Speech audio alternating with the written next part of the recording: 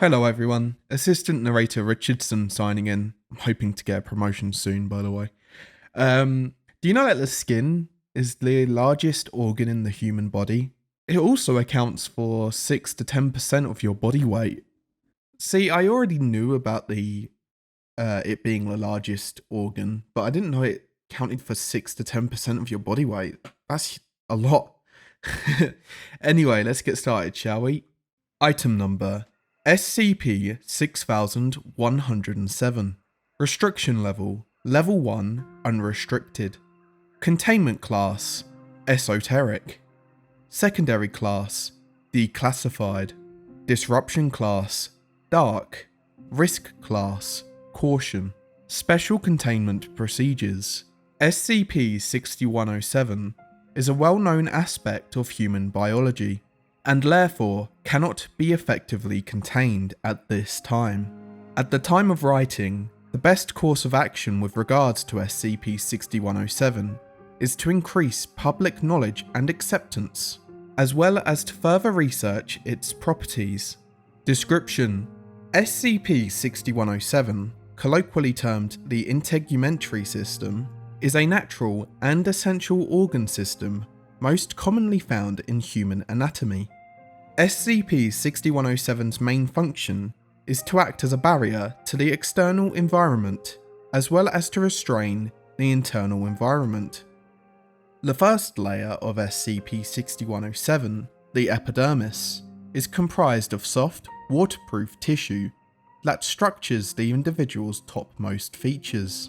The epidermis moves independently of the layers beneath it, often granting it autonomy.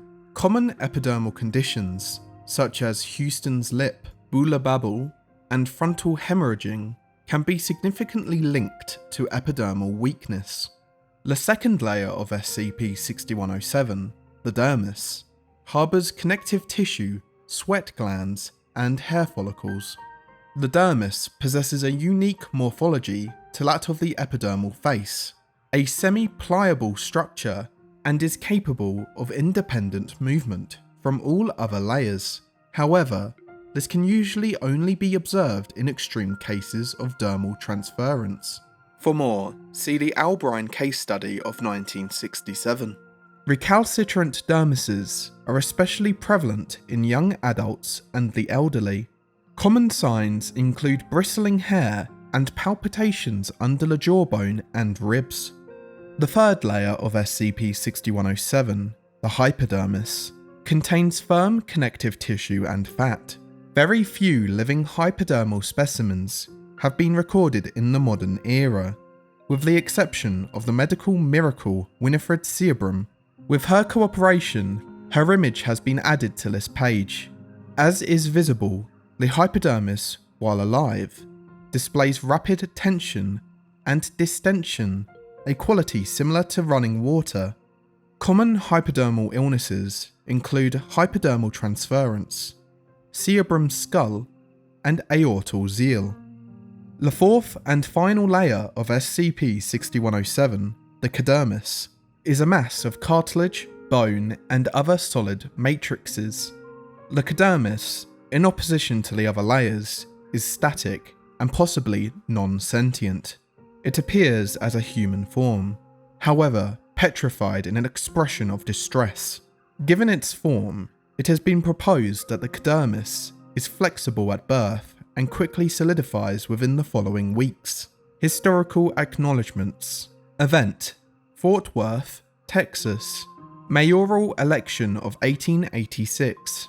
Description: Bill Skinner, who at the time was running for Fort Worth mayor, began exhibiting severe symptoms of chronic epidermal recession during the late stages of the election.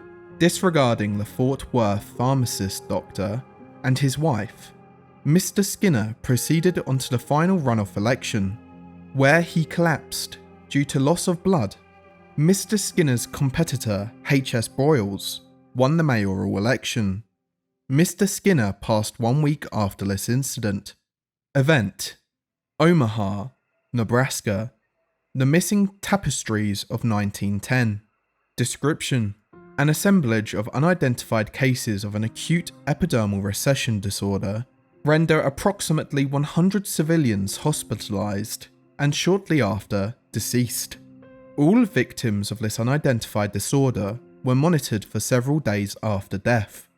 However, their epidermis never resurfaced during this period, an abnormal quality for the majority of epidermal disorders.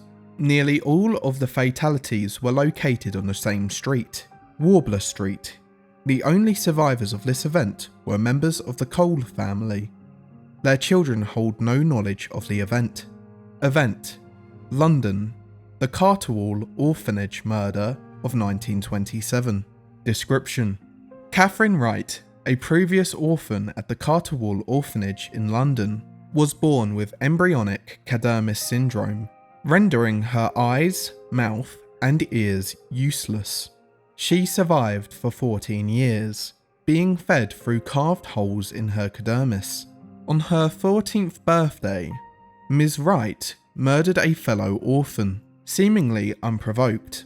Ms. Wright was charged and found guilty, but was found dead in her cell 11 days preceding her birthday. The official cause of death was determined to be starvation. And that's the end of the document.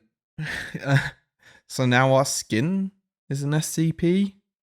What?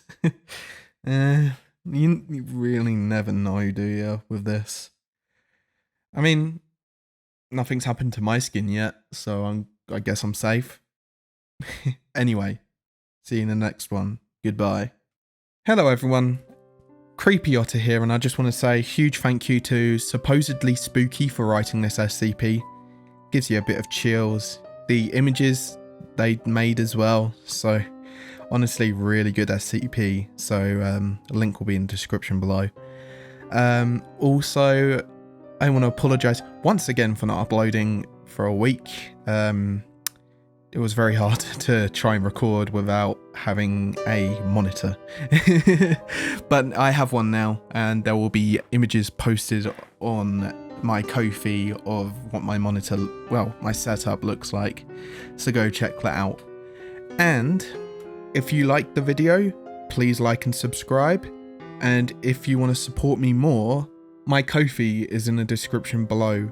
And talking about my Ko-fi, we have the following people to thank: Toad King, Agent Maxwell, Dr. Ferron Sherman, /Site42, Ico, Grave Creations, Pro Renatura, Dillygaff, Redacted, and Sub 9-3. I can't even put into words how thankful I am for all your support. Recently, as I said, we had the monitor problem, and you all supported me so much that I could get a new monitor and carry on recording videos, so thank you. It means a lot. Anyway, that's it for this one. I'll see you in the next one as always. Goodbye.